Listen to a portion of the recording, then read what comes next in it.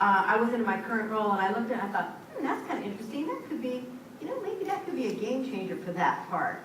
And then a year and a half ago, when I became the vice president of this park, I said, okay, now I really need to do something about that. How do you make it the game changer? And so I put together this team from all across the Disneyland Resort. So we had people from operations, we had people from the project, Sarah was on the team, we had people from marketing and sales, communications, the creative teams from not only entertainment, but also merchandise and food and beverage. So probably about a team of about 20 people. And their charge for me was, how do you evolve the guest experience? How do you make this something that is more than just a 30-minute show? How do we use this, leverage this great new product to really reintroduce people to our park and let them see how special it is? And then so I think we came up with like 30 or 40 different ideas of different things that you could do to approach the guest experience and new products and services. And then last February, probably towards the end of February when you were doing the programming, I used to go out and sneak out there every couple of weeks and say, what are you doing today?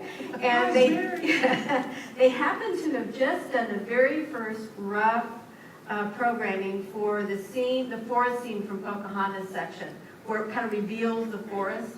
And so there's like 10 of us standing in that whole big park as they play this 6 minutes of programming. And, the forest comes at you and you're standing there and it's like you're walking right into that forest. And I was like, I was almost speechless. And the next morning I came into work and I went to George Pellegrides, our president's office, and I said, I just saw the most amazing thing. This isn't just a game changer. This is transformational for us. And my role has really got to be to make sure that Stephen has the time and the resources to do everything he wants to do with the creative, because this is going to be absolutely amazing if we do that. And then that afternoon, I happened to meet with this task force I put together, and I said, those 30 or 40 things that we've been looking at, I have very clear in my mind exactly how I'm going to prioritize them. I want all of them, and I want them opening night. And there was panic in the room, but you know what? Out of that group came the idea of leveraging Fast Pass like we do for attractions. So people were not spending all day sitting in Paradise Park, but could experience the rest of the attractions and shows that we have here. The dinner packages, the picnic packages, all of that, and really, some great things came out of that. We also had to try to figure out how do you explain World of Color to a cast who's never, we were doing something we've never done before. So how do you explain that to the cast? It's as difficult telling the cast as it is trying to explain to the guests who are, watching this creative develop, because it was new technology, and Stephen was learning new things every day as they were playing with the fountains out there. So we actually, a week before the show opened, we actually put together what we call the Cast Showcase on World of Color. And we actually used this building. We took this building and divided it into 4 rooms. The first room was George Pellegrides talking to the cast about how important this was to how we really saw the long-term vision of this park and what this meant to the expansion. And in the second room, we actually brought in one of the fountains and the lighting systems, and they got to walk up close and personal and see how it, what it could do and how you could choreograph it. Roof here. Yeah. There's still water up there. There is. Right over there. We brought in a laser and showed them how the laser worked. And then the third room was all the new merchandise and food and beverage experiences. And also we told them a little bit about what we were doing with Fast Pass and why we were doing it and how it was going to work. And then the final room really was about them. What was their role in the show in bringing this forward to our guests? And it was a fabulous way for them to get excited. And we did things like the banners at all the portals, starting, every day, take off another date. I know it was making him nervous, but it got the cast very excited. So that was the purpose, not to put pressure on him. Although, having a date is good. And I'll tell you, it has been a fabulous, fabulous inaugural summer for us with World of Color. I mean, I could not have been prouder of the team. When you change so many things, as we did with the opening of World of Color, you have to sort of bulletproof some of the changes. So I think if you were here the opening weekend of World of Color, you probably noticed we had a stranglehold on the west side of the park. That was on purpose because we had to learn how to operate. And the goal was every day we would adjust it a little bit so that we could, get it back to as normal as we possibly could, but making sure that we were, keeping the things that were really important to us in the guest experience for that show intact. So every night we get a group of us together in aerials during the third show when we kind of do a debriefing, So what worked well, what didn't work well, what are we going to adjust, what are we willing to tackle for the next day? And on the Sunday night by Sunday night we were really tired. I mean, we've been marching for months just like the World of Color team, and then we had the big media event, and then opening night, drilling's really running high, but by Sunday night you're a little bit giddy. And so I've got 30 people in there. We're going through a very serious meeting, through logistics and talking about this. And no, it was during the third show, so it was like 11:30.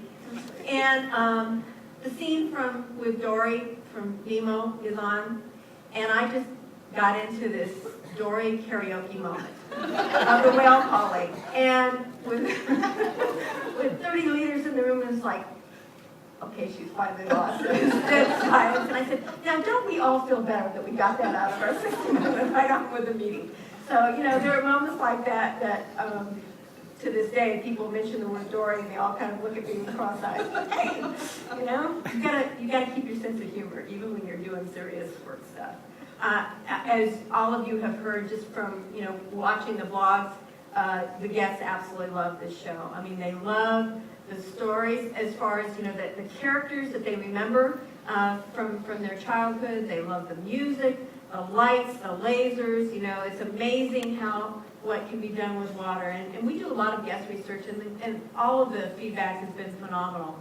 But what really touches me is not just what I get back in numbers from guest research, but the stories that are shared with me by guests and people that are close to me who talk to me about the show.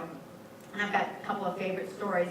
I happened to go to the All-Star game at Anaheim, at the Angel Stadium in July, and I'm sitting next to this older gentleman, and I start talking to him, and he happens to be from Canada. And he's here in the United States with his son and his grandson for like 10 days. Their first trip to Southern California, and they've been doing all kinds of tourist things. And so I say, so what kinds of things have you been doing? And he says, I went to see this amazing water show over at Disney California Adventure. I said, really?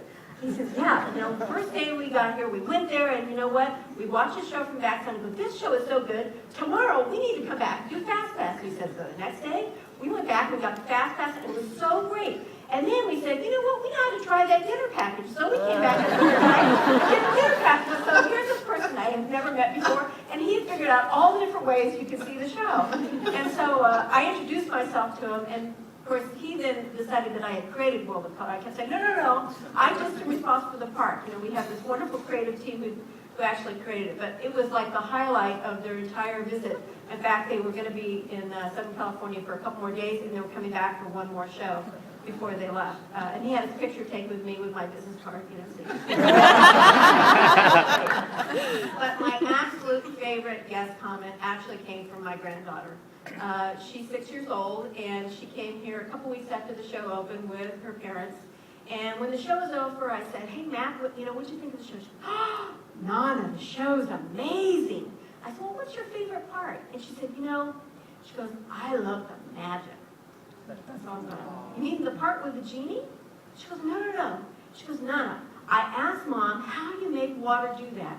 And she told me it was the magic. She goes, I love the magic. And that's why we come to work every day.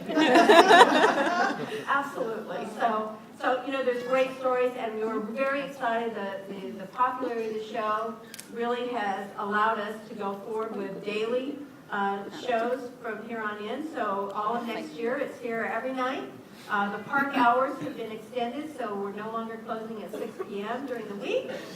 So we're a grown-up park all of a sudden. So we're very excited.